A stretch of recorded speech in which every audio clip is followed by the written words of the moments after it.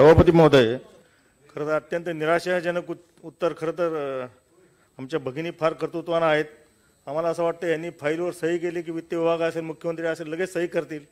परंतु मागच्या 2 वर्षापासून आम्ही बघतो 2 मूलभूत प्रश्न जास्त वेळ घेणार नाहीत. आपला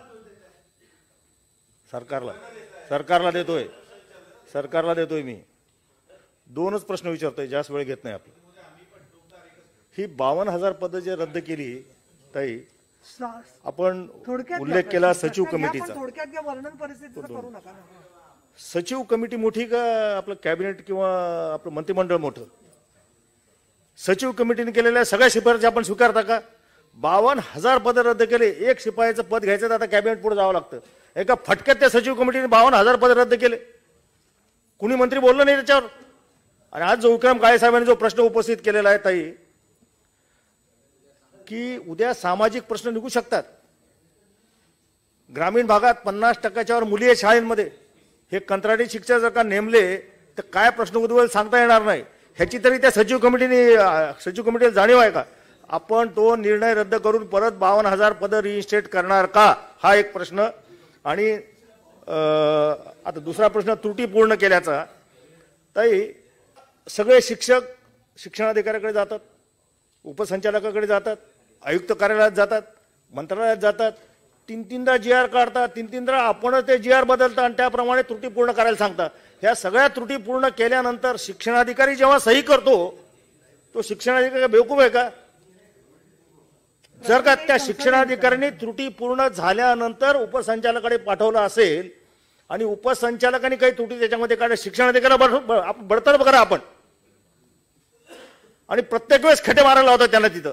त्यामुळं 6 महिन्यापासून ज्या फायली मंत्रालयात पडून आहेत, ज्याचं कुठलंही उत्तर आपण कुठल्याही शाळेला पाठवलं नाही की तुझ्यामध्ये या त्रुटी आहेत किंवा नाही आहेत, त्या फायली त्वरित मंजूर करणार का व त्या अनुदान आणणार का? आणि तिसरा आणि शेवटचा प्रश्न, 20 वर्षापासून या शाळा विनाअनुदानात आहे. 20%, 40%, 50%, कितीतरी शिक्षक ह्याच्यामध्ये मृत्यू पावलेत कोरोनाच्या काळात. आता काय परत तिकडे रणजित पाटील त्यांना पेन्शन नाही, काही नाही. तर त्यांच्यासाठी एक विशेष योजना आपण आणणार का? सन्माननीय सभापती महोदय, मगाशी आपण लक्ष वेधीला उत्तर देत असताना सगळ्या गोष्टी सांगितल्या. सन्माननीय मंत्री महोदय, डॉक्टर पाटलांचा प्रश्न ऐका आणि समारोप करूया. महोदय, या प्रश्नाला घेऊन आपण सन्मान्य सदस्य विक्रम काळे असतील, सतीश चव्हाण साहेब असतील, सभागृहाच्या भावना सभापती महोदय. सन्मान्य सतीश चव्हाण साहेबांनी सांगितलं की एकदा शिक्षणाधिकाऱ्यांनी प्रस्ताव पारित करून उपसंचालकाकडे पाठवला, त्याच्यानंतर आयुक्ताकडे जातो, आयुक्ताकडनं तुमच्याकडे तर प्रस्ताव येतो, त्याच्यात सुद्धा त्रुटी निघतात. सभापती महोदय, शासन आहे का काय? आणि काही गोष्टी त्यांच्या लक्षात आणू इच्छिते या प्रश्नावर बोला. सभापती महोदय, आम्हाला असं बोलायलाच मिळत नाही. असं होतं, आम्हाला तेच फक्त बोलतात. असं आहे, नाही, मी गाणार साहेबांना बोलवते आणि त्यांच्याशी काय त्यांचे प्रश्न असतील ते चर्चा करते. पण आता सर्वांची चर्चा येते, कारण ते सर्व आमदार बोलतात. साहेब बोला. या प्रश्नावर आपली तपशीलवार चर्चा झाली पण उत्तर मिळालं नाहीये, प्रश्नावर तोडगा मिळाला नाहीये.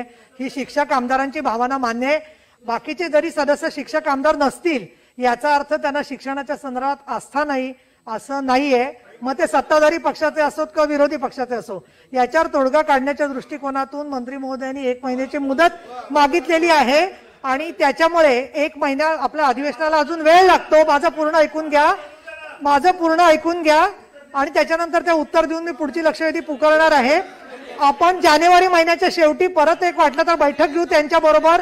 मी स्वतः पुढाकार लक्षवेधी 7वी कपिल पाटील. लक्ष, असं शिक्षकांनी असा आरडाओरडा करून चालणार नाही. तुमची भावना योग्य आहे.